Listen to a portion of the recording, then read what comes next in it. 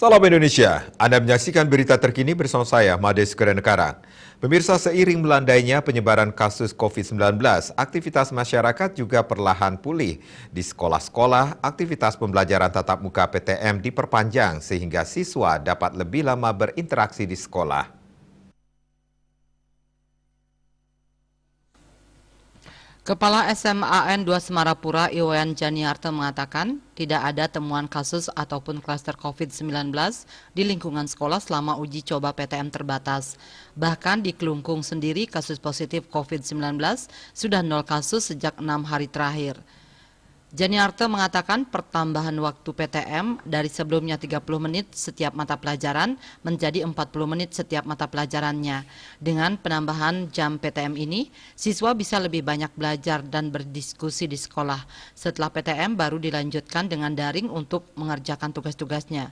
Menurut Janiarto, keputusan penambahan jam PTM ini lantaran melihat kasus COVID-19 di Kelungkung juga sudah melandai. Apalagi vaksinasi tahap kedua di Kelungkung sudah lebih dari 80%. Demikian juga vaksinasi di sekolah, baik guru dan siswa sudah mencapai 100%, baik vaksinasi tahap pertama maupun kedua.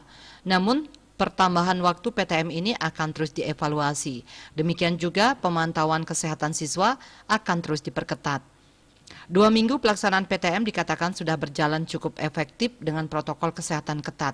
Salah satu pelajar setempat, Putu Mulia, mengatakan penambahan jam pelajaran memberikan waktu yang lebih banyak untuk belajar di sekolah. Dia mengaku antusias karena PTM membuatnya lebih paham pelajaran. Kalau tidak mengerti bisa bertanya langsung kepada guru. Bagiarte Bali Pos melaporkan.